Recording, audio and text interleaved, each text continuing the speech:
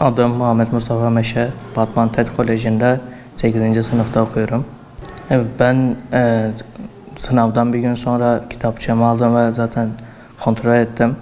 O zaman çok sevinmiştim. Yani zaten açıklandığında da yine iyi hissettim, mutlu oldum. Zaten önümde LGS sınavı olduğu için normal olarak günde 4 saat falan çalışıyordum. Özellikle Türkçe'de paragraf çözüyordum. Sonra matematik ve fen çözüyordum. Sonra da ara dersleri çözüyordum. Çoğunlukla elime almamaya çalıştım. Alsam bile böyle çok az bazı önemli şeyler için aldım. Oyunlara falan girmiyordum daha çok. Telefonu kullanmıyordum. Evet. Oyunlara girmiyordum. Sosyal medyada dolaşmıyordum. Böyle dersle ilgili şeylere bakıyordum. Hocalarıma ait olduğunu düşünmeye, hocalarım özellikle benimle çok ilgilendi ve ailem de bana çok destek oldu. Sınav günü heyecanlıydım ama zaten sınav başladıktan 5-6 dakika sonra heyecanım daha çok gitti. O yüzden heyecanımı yönetebildim. Yani daha çok çalışmak olabilir veya soruları daha dikkatli okumak olabilir. Konuları 2 defa bitirdim. Konuları daha önceden bitirmiştik. Sonra ben tekrar ettim kendim. Böyle hocalar da tekrar etti. Öyle. Günlük 250 soru ile 230 soru arasında çözüyordum. Öğrencilerin en çok yaptığı hata dikkatli okumamak, hızlı çözmemek olabilir. Konu anlatımı eksiği olabilir. Şu anda sınava hazırlanan öğrencilere özellikle paragrafa yoğunluk vermelerini, daha çok çalışmalarını, soruları dikkatli okumalarını öneriyorum. Evet, sosyal medyadan ve telefondan da uzak durmaları gerekiyor. Öğretmenlerim ve ailem benimle çok ilgilendi. Her zaman bana destek oldular. Onlara teşekkür ediyorum.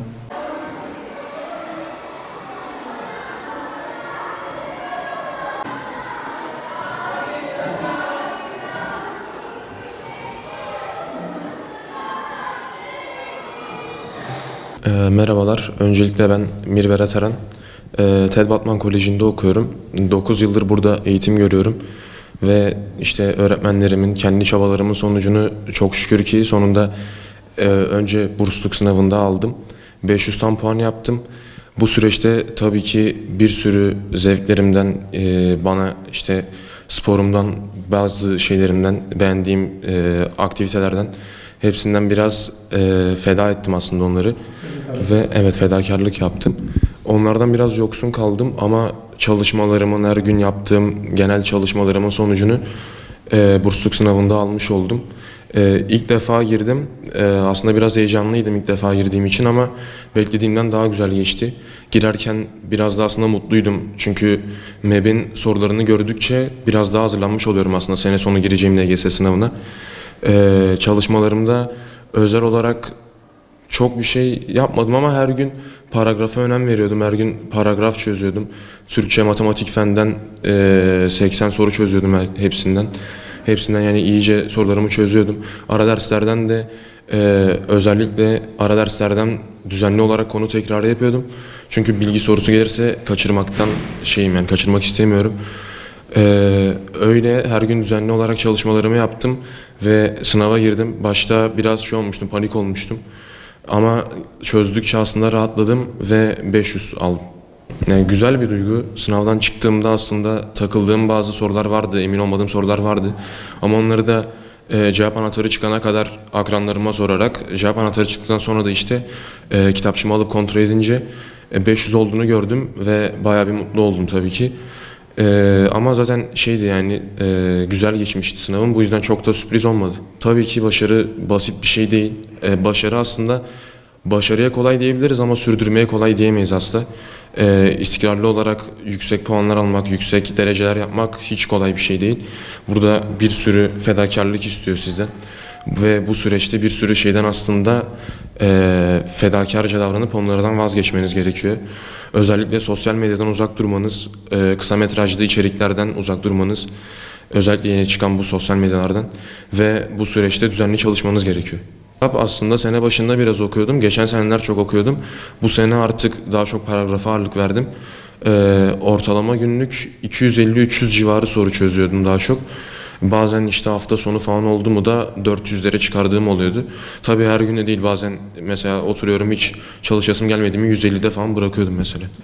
Bütün ailem, annem, babam, tüm hocalarım ve işte çevremde bana destek olan herkes bana çok destek verdiler ve hepsi benim daha iyi bir yere gelmem için hep çabaladılar. Hepsine de teşekkür ediyorum. Bütün okuluma, öğretmenlerime, aileme, herkese teşekkür ediyorum. Tabii ki her zaman oldu. Her öğrencinin de oluyordur bence.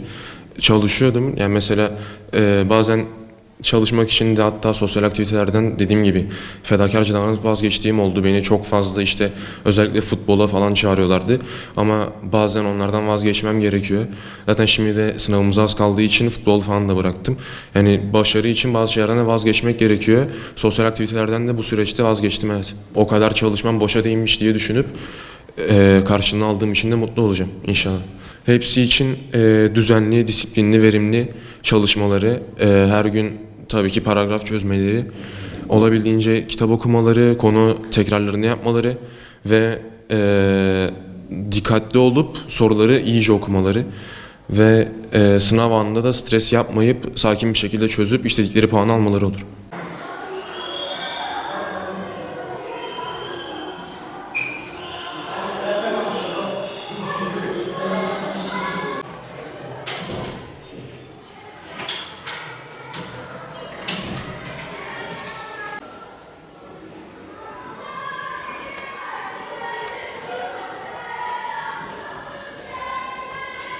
Adım Yusuf Mert Kendüzer.